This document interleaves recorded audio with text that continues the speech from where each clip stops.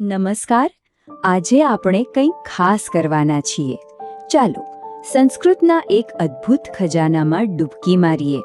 આપણે એવા અનમોલ પાઠ શીખીશું જે સદીઓથી આપણી રાહ જોઈ રહ્યા છે. આ સફરનું નામ છે સુભાષિત સપ્તકમ.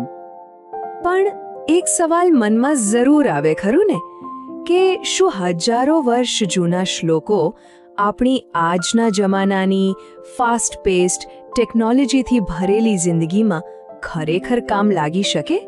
ચાલો ને સાથે મળીને આ સવાલનો જવાબ શોધીએ. જોઈએ કે આ પ્રાચીન શાણપણ આજે પણ એટલું જ પ્રાસંગિક છે કે નહીં.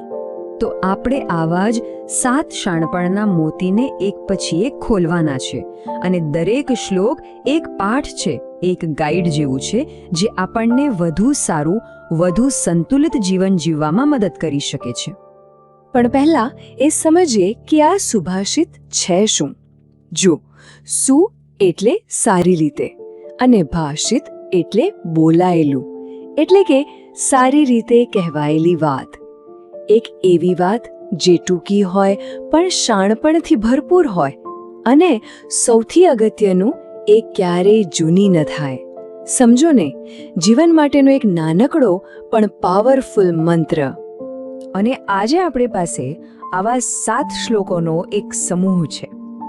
દરેક શ્લોક એ જીવનના કોઈને કોઈ અલગ પાસાને સ્પર્શે છે, અને સાથે મળીને એ આપણને એક સાર્થક જીવન જીવવાનો રસ્તો બતાવે છે. તો ચાલો શરૂઆત કરીએ પહેલા મોતીથી. આજની દુનિયા કેવી છે?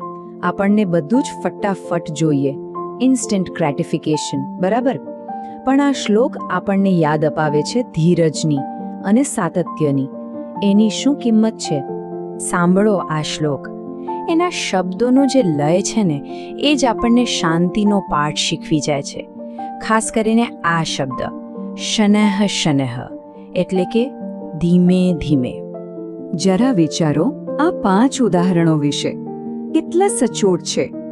લાંબી મુસાફરી કરવી હોય, એક ટાંકો લઈને ગોદડી બનાવી હોય, ધીમે ધીમે પર્વત ચડવો હોય, સાચું જ્ઞાન મેળવવું હોય, કે પછી સંપત્તિ બનાવવી હોય. આમાંથી કશું જ પણ રાતોરાત નથી થતું, ખરું ને? આ બધી વસ્તુઓ સમય માંગે છે, ધીરજ માંગે છે, અને સતત પ્રયત્નો માંગે છે. ટૂંકમાં, સાચી સફળતા એ કોઈ સ્પ્રિન્ટ નથી, એ તો એક મેરેથોન છે.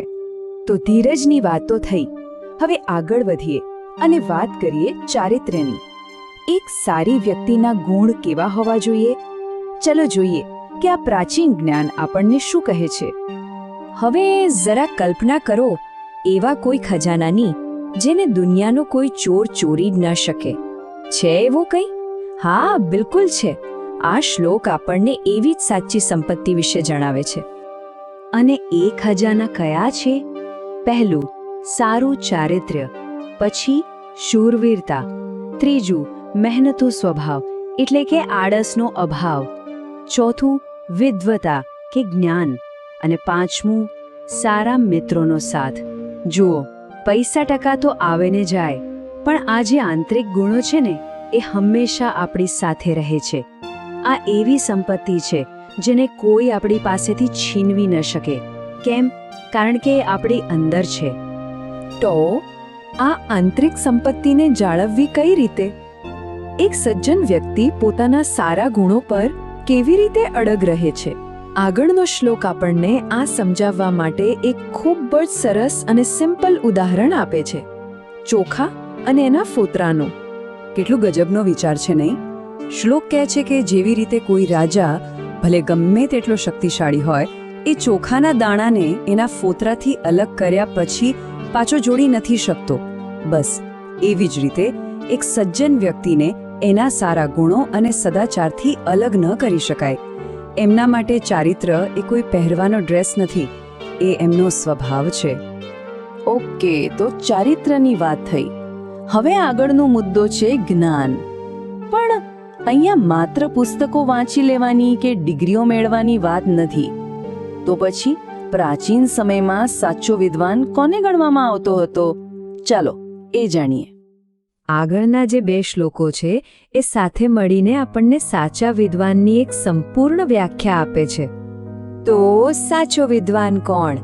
એ જેની પાસે માત્ર નોલેજ જ નથી પણ સાથે સાથે સત્ય બોલવાની હિંમત છે, તપ એટલે કે મહેનત કરવાની શક્તિ છે, અહિંસાનો ભાવ છે, બીજા વિદ્વાનો માટે આદર છે અને સૌથી અગત્યનું સારું ચારિત્ર્ય છે. અને આ શ્લોકની ઉપમા તો જુઓ કેટલી સુંદર છે. જેમ પક્ષી એક પાંખથી ઉડી ન શકે એને 2 પાંખ જોઈએ, બસ એ જ રીતે સાચો વિદ્વાન બનવા માટે માત્ર જ્ઞાન જ નહીં પણ આ બધા સદ્ગુણો પણ જોઈએ. બધું બેલેન્સમાં હોવું જરૂરી છે. ચાલો હવે આપણે આપણા છેલ્લા 2 મોતી તરફ આગળ વધીએ. આ શ્લોકો આપણને ઉત્સાહની તાકાત વિશે જણાવશે અને એક આદર્શ સંતાનના ગુણો કેવા હોય જે પોતાના કુટુંબનું નામ રોશન કરે એના વિશે પણ વાત કરશે. આ શ્લોક તો એકદમ સીધો અને એટલો પાવરફુલ મેસેજ આપે છે કે જે લોકો ઉત્સાહી છે, જેમની અંદર એક જુસ્સો છે, એમના માટે કશું પણ અશક્ય નથી. મતલબ કે જો કોઈ વ્યક્તિમાં જોશ અને ઉત્સાહ હોય તો ગમે તેવું મુશ્કેલ કામ પણ થઈ શકે છે. બસ એક જ શરત છે કે પ્રયત્નો સાચી દિશામાં હોવા જોઈએ. સાચું જ ગયું છે, ઉત્સાહ જ સફળતાની ખરી ચાવી છે. અને હવે આ 7 મોતીમાંથી છેલ્લું અને કદાચ સૌથી સુંદર મોતી.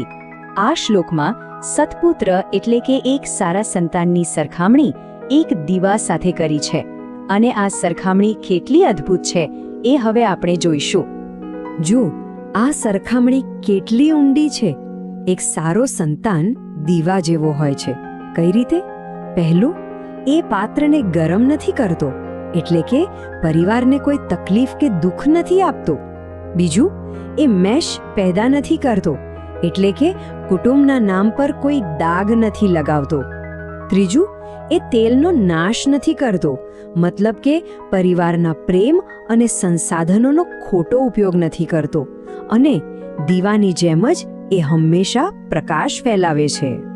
તો સવાલ એ છે કે કુળનો દીપક કોણ છે? અને જવાબ એકદમ સ્પષ્ટ છે, સત્પુત્ર.